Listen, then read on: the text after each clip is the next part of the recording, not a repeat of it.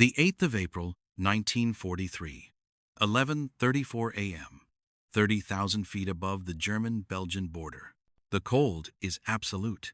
It seeps through the leather flight suit, through the wool lining, through skin and muscle, until it reaches bone. Second Lieutenant Robert S.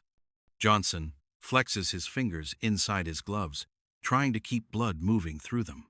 The oxygen mask covering his face is already rimmed with ice crystals from his breath. His goggles fog slightly at the edges, no matter how many times he wipes them clear.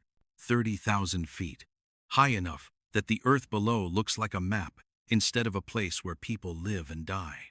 High enough that the sky turns from blue to something darker, something closer to the color of deep water. He's been in combat for 11 days. 11 days since he arrived at the 61st Fighter Squadron, 56th Fighter Group, based out of Horsham Street Faith in Norfolk, England. 11 days since he first climbed into the cockpit of a Republic P-47 Thunderbolt and felt the sheer, overwhelming mass of it. 7 tons of American engineering wrapped around a single Pratt & Whitney R-2800. Double Wasp engine that generated more power than anything he'd ever touched. The P-47 isn't elegant. It isn't sleek. It's a brute, thick-winged, heavy-nosed, built like a beer barrel with a propeller. The British pilots call it the Jug. The mechanics call it the 7-ton milk bottle. Even the Americans who fly it admit it looks more like a cargo plane than a fighter. But Johnson has learned something in 11 days. The P-47 is fast. Faster than it has any right to be. And when you dive it, when you point that massive nose toward the earth and let gravity and horsepower work together, nothing in the sky can catch you. Nothing. He reminds himself of this as he scans the horizon, his eyes moving in practiced sweeps, left to right, high to low, looking for the glint of sunlight on metal, the dark speck that doesn't belong, the contrail that appears where it shouldn't. The radio crackles in his headset, static. Then a voice, his squadron leader, Captain Gerald Johnson. No relation, despite the shared last name. Stay tight. Stay alert. They're out here somewhere. They, the Germans, the Luftwaffe. Somewhere in this vast empty sky, enemy fighters are hunting the same airspace, looking for the same opportunities, playing the same deadly game of angles and energy and split-second decisions. Johnson's squadron is 12 P-47 seconds, flying in loose formation, escort duty for a bombing raid that's already passed beneath them. They're the shield, the protectors, the ones who stand between the bombers and whatever the Germans throw at them. So far, the Germans have thrown nothing. The sky is empty, silent except for the steady thunder of 12 R-2800 engines, churning through thin air. Johnson doesn't trust the silence. He's new, but he's not naive. He's heard the stories in the officers' club, late at night when the whiskey loosens tongues and the veterans stop pretending everything is fine. He's heard about the men who never came back, about the ones who did come back but wished they hadn't, about how quickly things can go from routine to catastrophic. He thinks about his wife, about the letter he wrote last night that won't be mailed until tomorrow, about the things he didn't say because saying them felt too much like tempting fate. The radio crackles again. Bandits. 2 o'clock high. Johnson's entire body goes rigid. His heart rate doubles instantly. He jerks his head to the right, searching the sky. At first, he sees nothing. Just blue and white and the far-off curvature of the earth. Then he sees them. 6 aircraft, maybe 7,000 feet above, maybe 2 miles away. Small, angular silhouettes against the pale sky, moving fast, moving with purpose. Focke-Wulf, 190 seconds. Johnson's mouth goes dry. The FWAV 190 is everything the P-47 isn't: nimble, responsive, deadly in close combat. It can turn inside anything the Americans have. It can climb, dive, roll, with a precision that makes Allied pilots feel like they're flying cargo planes, which, Johnson thinks darkly, is exactly what the Germans think the P-47 is. All aircraft, break right, go to combat power. The formation dissolves. Johnson shoves the throttle forward, feeling the engine respond with a surge that presses him back into his seat. The P-47 accelerates, picking up speed with the kind of brutal authority that never stops surprising him. He banks hard right, following his element leader. The world tilts. Sky becomes ground, becomes sky again. His vision grays at the edges as G-forces pull blood from his brain. He tenses his legs, his stomach, fighting to stay conscious, fighting to keep his eyes focused. When his vision clears, the full 190 seconds are closer, much closer. They're diving now, coming down out of the sun with the kind of tactical precision that speaks of experience, of training, of men who've done this before and survived. Johnson counts them. 6. All of them angling toward the scattered P-47 seconds, like wolves cutting a herd. The lead 190 opens fire. Johnson sees the muzzle flashes bright pinpoints of light along the wings. Tracers arc through the air, bright enough to see, even in daylight. They miss, passing behind the tail of the P-47 ahead of him. But the message is clear. We're here. We're faster. We're better. The radio explodes with voices. Urgent, overlapping, men shouting warnings, calling out positions, trying to coordinate in the chaos. On your 6, break left, break left. I can't shake him. Johnson twists in his seat, trying to track everything at once. His element leader is climbing, trying to gain altitude.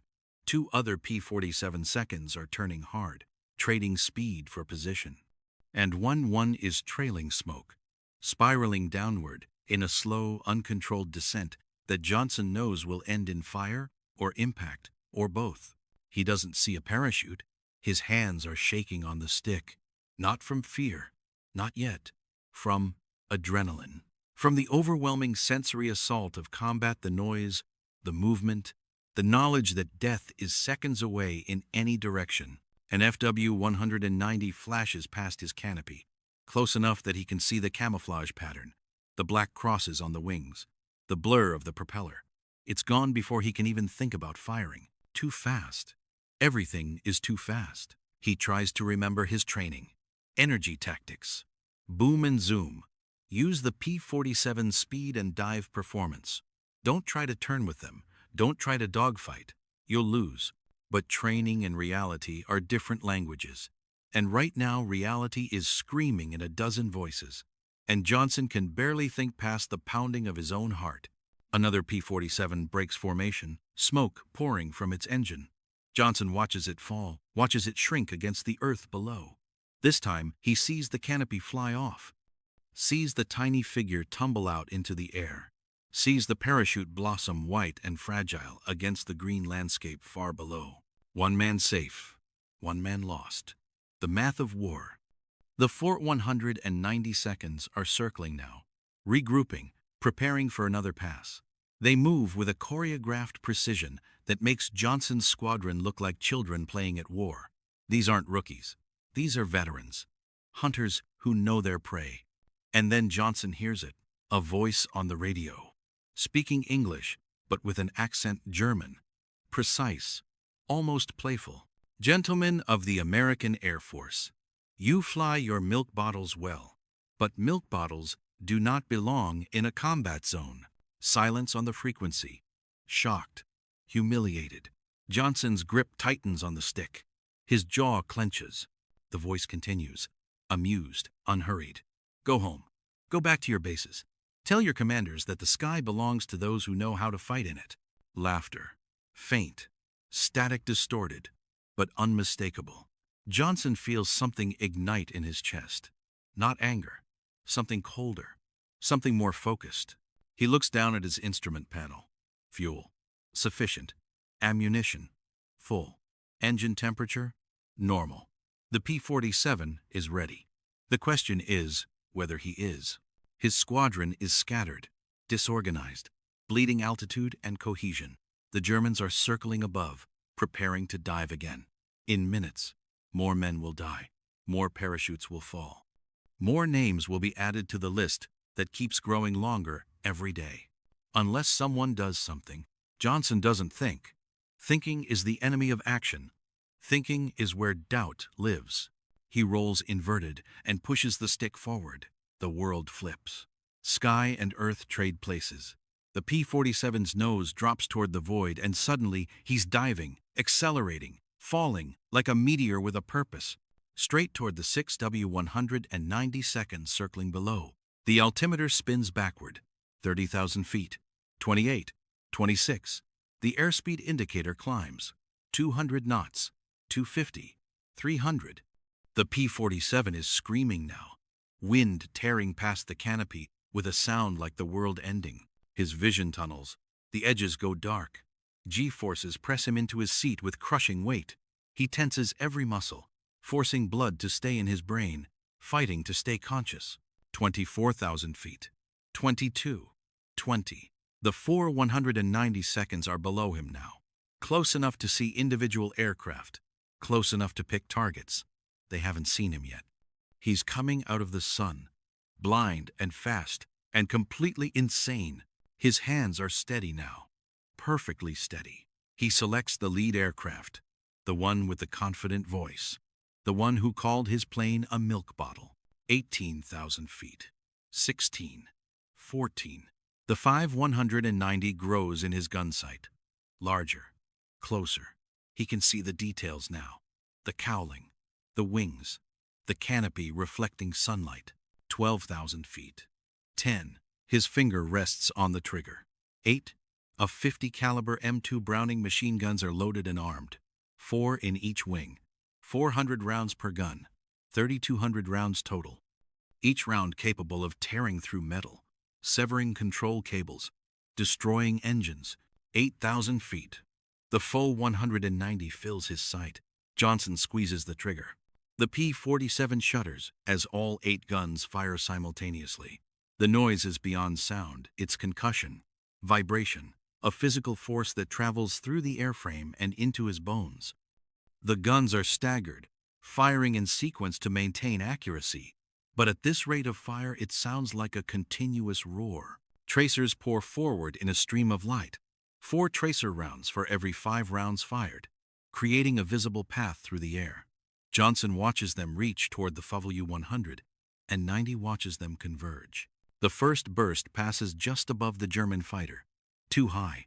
Johnson adjusts, drops the nose a fraction of a degree, fires again. This time the rounds hit home. He sees the impacts, bright flashes along the fuselage and tail. Pieces of metal tear away, tumbling backward in the slipstream. The 4-190 jerks violently, its smooth flight path disrupted, its symmetry destroyed. Johnson stays on the trigger. The guns keep firing. Rounds chew through the tail section, walking forward along the fuselage toward the cockpit. The 4-190's engine erupts in smoke black, thick, pouring out in a cloud that obscures everything behind it. The German fighter rolls left, trying to escape, but it's too late. Control surfaces are gone. The aircraft is dying. Johnson releases the trigger. His guns fall silent. The ammunition counters show he's fired nearly 600 rounds in less than 3 seconds. The 4-190 rolls inverted, keeps rolling. Smoke trails behind it like a funeral shroud. It falls away, spinning, tumbling, breaking apart as aerodynamic forces tear at its wounded structure. Johnson doesn't see a parachute. He doesn't have time to look. The dive has carried him down to 7,000 feet, dangerously low, vulnerable. He hauls back on the stick, pulling with both hands, grunting against the G-forces that crush him into his seat. The P-47 responds, slowly, reluctantly. It wasn't built for this kind of maneuvering, but it responds. The nose comes up. The horizon appears in his windscreen. He's climbing again, fighting for altitude, fighting for the high ground that means life or death in air combat. And that's when he sees them. The other 5 FW-190 seconds, turning toward him, converging. Johnson's blood turns to ice. He's alone, separated from his squadron, low on energy. The P-47 is climbing, but not fast enough, not nearly fast enough. In seconds, the German fighters will be on him, and at this altitude, at this speed, he won't be able to outrun them. He's dead.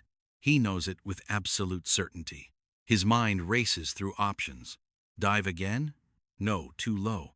Try to climb? No, too slow. Turn and fight? Suicide. Run? Impossible. There are no good options. Only different ways to die. The FW 190 seconds are closing. 500 yards. 400. 300. Well within gun range. He can see them clearly now, the camouflage, the markings, the pilots' heads moving in the cockpits. Johnson's hand tightens on the stick. If he's going to die, he'll die fighting. He'll take as many of them with him as he can. He prepares to turn into them, to meet them head on. But something strange happens. The lead 190 rocks its wings.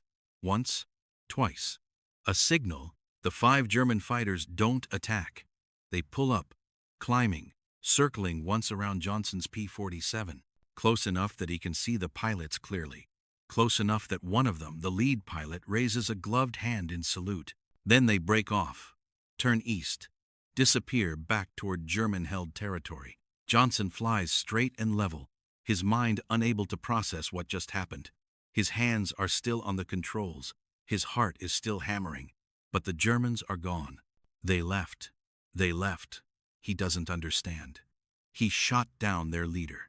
He's vulnerable, alone, perfect prey. They should have killed him. They had every right, every tactical advantage, every reason. But they didn't. The radio crackles. His squadron leader's voice, strained but controlled. Johnson. Robert Johnson. Report status. Johnson's mouth is dry. His voice comes out rough, uncertain. I'm okay. Still flying. 1 enemy aircraft destroyed. Silence on the frequency. Then, say again? 190 destroyed. The others broke off. Another pause. Longer this time. Return to base. We'll debrief on the ground. Johnson turns west, toward England, toward home. His hands are shaking again now. Not from fear.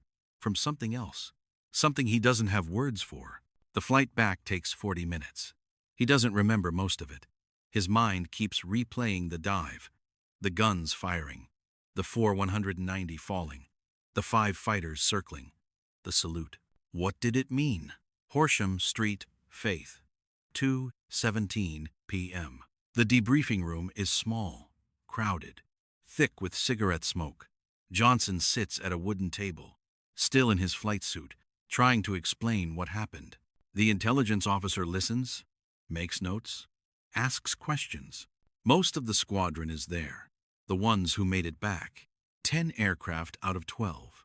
2 men in the hospital. 2 parachutes. Seen.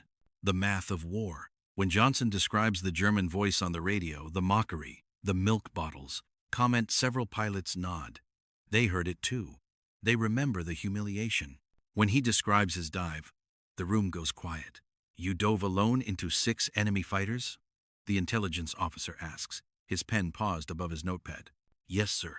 Why? Johnson doesn't know how to answer. Because he was angry? Because he wanted to prove something? Because in that moment, action felt safer than inaction? Because they needed to know we weren't afraid, he says finally. The intelligence officer writes something, closes his notebook, looks at Johnson with an expression that might be respect or might be pity. The pilot you shot down, he says quietly. We've received preliminary intelligence. His wingmen radioed back to base. They identified him. Johnson waits. Oberleutnant Ralph Hermchen. Gaggeschwader 2. 14 confirmed kills. One of their top aces. The room is absolutely silent. He was the one who made the milk bottle comment. The officer continues. He was known for psychological warfare, for taunting Allied pilots on open frequencies. He believed the P-47 was too heavy, too slow to ever be a threat in combat. Johnson stares at his hands. They're still trembling slightly. His wingmen broke off out of respect, the officer says. Not for you, for the machine. You proved the P-47 could kill. That changes everything. The 9th of April, 1943. 6:15 a.m. Johnson wakes before dawn. He doesn't remember sleeping. One moment he was lying in his bunk, staring at the ceiling. The next, gray light is filtering through the window. He gets dressed, walks to the mess hall, eats breakfast without tasting it. Other pilots look at him differently now, some with admiration, some with wariness. He shot down an ace on his first real combat. That makes him dangerous, or lucky, or cursed. He doesn't know which. At 8:30, he's back in the cockpit. Another mission, another escort run. The P-47's engine starts with its familiar cough and roar. The gauges come alive. Oil pressure, fuel, RPM, everything normal. Everything the same as yesterday. Except it's not. Something has changed. In him.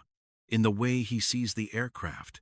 In the way his hands rest on the controls. The P-47 isn't a milk bottle. It never was. It's a thunderbolt. 7 tons of fury wrapped around a core of violence. And when you point it at the enemy and let it do what it was built to do, nothing in the sky can stop it. Nothing. Robert S. Johnson would fly 91 combat missions over Europe.